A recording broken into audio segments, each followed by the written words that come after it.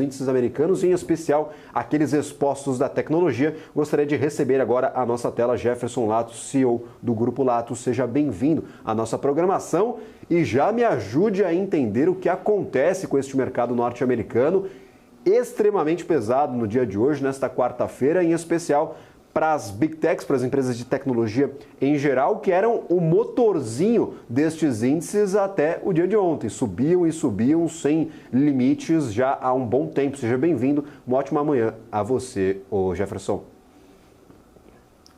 Bom dia, Gabriel. Bom dia, Francisco. Pois é, a movimentação complicada, né? O governo Biden dando susto no mercado de tecnologia aí, né? Querendo aumentar as restrições à China, né?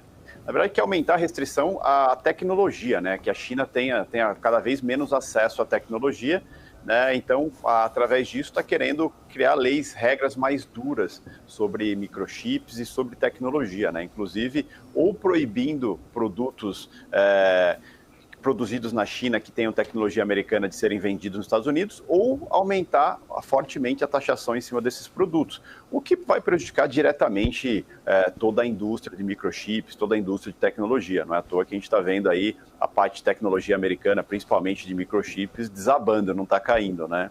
Vale lembrar que não é uma mudança, né? É uma sinalização de mudança.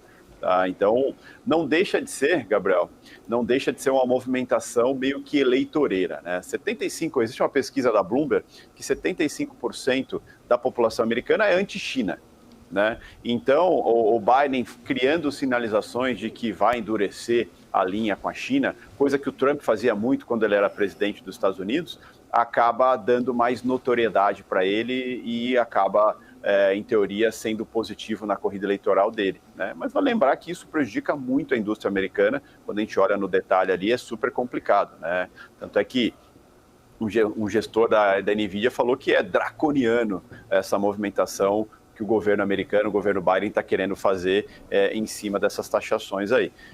Se vai acontecer ou não, o efeito já está aí no mercado, né? O mercado mostrando que não gostou nem um pouco dessa movimentação, e não foi só nas empresas americanas, na empresa japonesa, empresas europeias também de tecnologia, todas pesando aí em bloco em cima disso, né? Perfeito. Inclusive, nós já tínhamos essa conversa anteriormente. A NVIDIA reagiu de forma bem negativa quando começaram a se ventilar hipóteses sobre restrições, aquela lista negra que nós falamos de ativos chineses no mercado norte-americano, mas o contrário também é verdadeiro, a restrição de fornecimento de tecnologia americana ao mercado chinês. Então, nós já tínhamos este primeiro movimento desenhado alguns meses atrás, a conversa esfriou e agora ganha mais força em período eleitoral. Olha-se para um lado propostas de restrição à exportação de tecnologia norte-americana ao mercado chinês por parte de Biden, agora pesando sobre o mercado. Essas hipóteses ainda nada efetivado. E do outro lado também Donald Trump com propostas parecidas de restrição ao mercado chinês. Para onde nós olhemos, ô Jefferson, nós teremos talvez essas restrições acontecendo no mercado norte-americano. Você imagina isso saindo do papel? Como está esse sentimento geral do mercado norte-americano em relação a essas propostas de restrição ao mercado chinês? Olha, Gabriel, para esse ano eu duvido. Eu duvido muito porque vale lembrar que o Biden está em final de mandato, corrida eleitoral, acho difícil ele ter apoio até mesmo para aprovar esses tipos de medidas, né? Mas ano que vem com o Trump, ou com o Biden, mas provavelmente com o Trump, pelo menos a sinalização até agora, é bem provável que o Trump, ou seja, quem for presidente do ano que vem, vá bater muito. Voltando à época do Trump, ele brigava muito com a China. Tanto é que saiu uma notícia, saiu uma declaração do Trump ontem, uma matéria, né? Onde ele volta a falar sobre a China, né? Ele brigou muito com a China sobre a questão de manipulação de moeda, que a China era uma manipuladora de moeda e que se ela continuasse manipulando moeda, ele ia aumentar absurdamente os impostos de produtos chineses, né? Teve aquele acordo comercial polêmico, o Trump ficou boa parte do governo dele brigando com a China sobre isso. Então, assim, provavelmente, ano que vem, a gente vai ver muito embate entre Estados Unidos e China, só que vale lembrar, né, toma lá da cá, a China também tem várias formas de prejudicar os Estados Unidos, com impostos, restrições e tudo mais. Então, vira uma guerra comercial aí, que não é bom para nenhuma economia, não é bom para a economia americana, não é bom para a economia chinesa, então isso é uma coisa para ficar bastante atento. Tanto é que a fala de ontem do Trump ajudou o Ien subir, né? Ele citou o Ien, falou também que o Ien está muito desvalorizado e que isso é ruim para o dólar, que o dólar, pensando na economia americana, o dólar tem que se desvalorizar também, né? E só a fala dele conseguiu já mexer bastante. Uma coisa interessante daqui para frente, a gente vai ouvir muito o Trump, né? A gente vai prestar muita atenção nele, porque como está confirmado como candidato a presidente pelos republicanos, tudo que ele falar agora sobre plano de governo, sobre visão que ele tem de mercado e tudo mais, visão que ele tem para o governo do ano que vem, vai fazer preço em cima disso. Mas esse movimento aí, essa sinalização de restrições mais duras à tecnologia contra a China, acho bem pouco provável que se perdure, né, para esse ano. Agora, para o ano que vem é outra história, né? Perfeitamente. Inclusive, esse toma lá da cá, ele pode ser exemplificado com a recente movimentação em relação aos carros elétricos na Europa. A Europa tomou a iniciativa de taxar carros elétricos chineses e logo em seguida a China iniciou investigações antidumping contra frigoríficos europeus. Então, puxa de um lado, o cobertor fica curto, puxa para o outro, aqueles interesses comerciais, né, Francisco Alves? Os carros elétricos tiveram essa taxação aumentada, inclusive ajudou a Tesla, que conseguiu aumentar o preço dos seus modelos no mercado europeu, mesmo não sofrendo essa taxação. E do outro lado, a China imediatamente atingiu os frigoríficos europeus, beneficiando inclusive o mercado brasileiro. É verdade, e essa dureza dessas negociações comerciais acabam trazendo aí todas essas movimentações, essas distorções aí para os mercados. E isso é que traz aí, como Jefferson acabou de dizer, essa grande volatilidade aí para os mercados internacionais. Nós tivemos aí realmente a fala do Trump ontem, falando sobre o iene, falando também sobre Taiwan. Portanto, hoje a Bolsa de Taiwan caiu cerca de quase 1%, 0,95%. As ações de semicondutores também foram penalizadas lá. De qualquer forma, na Europa as ações estão caindo também. Vamos aguardar toda essa movimentação. Digo, vamos aguardar porque sempre há muita volatilidade a partir do momento que nós tenhamos aí essas restrições. Perfeito, só pontuando, Bolsa de Taiwan abriga a maior empresa de semicondutores do planeta, a TSMC, fornecedora de grandes marcas mundiais. Então, a gente está falando aqui de Taiwan justamente por conta da importância deste mercado para o setor de tecnologia mundial. Jefferson, agora falando um pouquinho sobre essas movimentações do câmbio, cara, o investidor vai ter que ficar muito atento nos próximos meses, porque eu estou brincando desde o começo do programa. Vai tudo acontecer ao mesmo tempo em diversos locais, em diversos lugares. Então, tem corrida eleitoral lá nos Estados Unidos. Houve um atentado a um dos candidatos, o que aumenta ainda mais a tensão. Tivemos um movimento bastante contido do dólar no primeiro dia após o atentado. Acho que essa questão ela já foi resolvida, teoricamente, para o mercado, mas a tensão ela continua, vai continuar até a solução deste grande evento que é a eleição norte-americana. E há também os debates sobre essas políticas, essas propostas de governo de cada um dos candidatos. Há perspectivas de cortes nas taxas de juros, então o investidor nesse segundo semestre, quando está olhando para câmbio, vai ter que ter uma sagacidade incrível para a leitura do que vai afetar ou não a moeda dos Estados Unidos no final do dia. Haja cotação, né? E daqui para frente a movimentação vai ser intensa, né? Acho que o atentado deu uma estressada no dólar, depois voltou. Ontem, com as falas do Trump falando sobre as questões de câmbio ali, o dólar está dando uma desacelerada, porque moedas euro, libra, ien, ganhando força aí.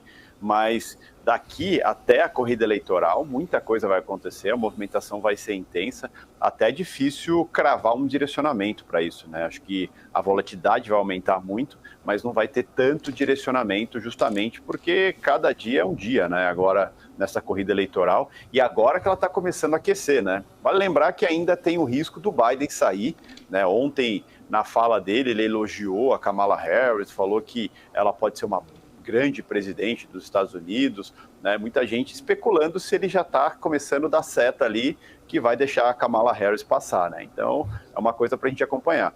Mas, de fato, pensando em câmbio internacional ali, a coisa vai chacoalhar. Aqui, internamente, está naquele vai e vem, né? O Lula fala uma coisa, volta, fala outra coisa, volta. Então, aqui, acho que a volatilidade tende a ficar até um pouco maior, porque, além de movimentos externos, tem toda a nossa questão interna aqui, que também não está nada fácil. Cada dia é uma surpresa e cada dia é uma mudança de discurso por parte do governo também. Então, assim, o que dá para dizer é que tem volatilidade para frente aí desse segundo semestre.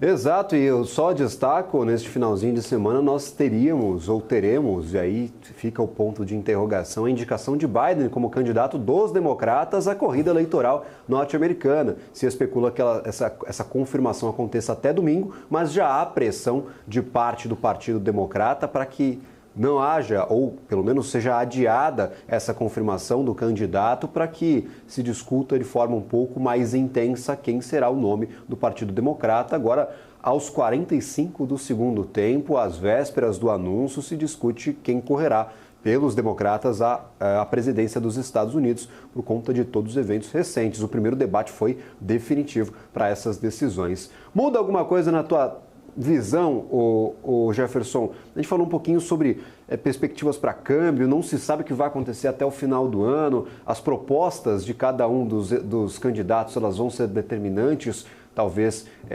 para essa inclinação do câmbio, para a moeda norte-americana, em suma, até o final de 2024. Há também esse chacoalhão muito localizado para a tecnologia, e você já disse outras vezes aqui que acompanhava bastante o setor de tecnologia lá nos Estados Unidos. Para quem está com medo desse dia, olhou para a carteira e falou, putz, acho que eu vou pular fora porque tecnologia deu uma azedada, agora vai começar a correção. Muda fundamentalmente alguma coisa para o setor, essa movimentação diária e apenas focada nesta quarta-feira? Olha, pensando o seguinte, a gente já está começando a ver um movimento lá nos Estados Unidos, né? O movimento de rotation, né? A premissa, a expectativa de corte de juros está cada vez mais ampla, né? Apesar do Trump ter citado para o Powell ali, olha, vou reconduzir o Powell ano que vem, eu quero que ele continue como presidente, mas eu acho correto que esse ano ele não corte juros, né? Até pelo menos as eleições, porque isso em teoria favorece o Biden, mas o Fed lá é mais independente que aqui até, então o Powell não vai dar bola para isso.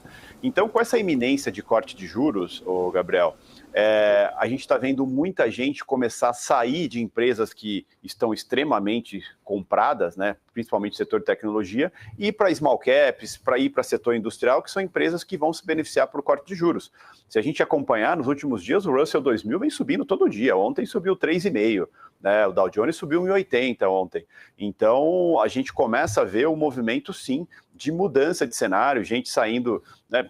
Pensa no setor de tecnologia. Todo mundo que está comprado há muito tempo no setor de tecnologia está com muito lucro.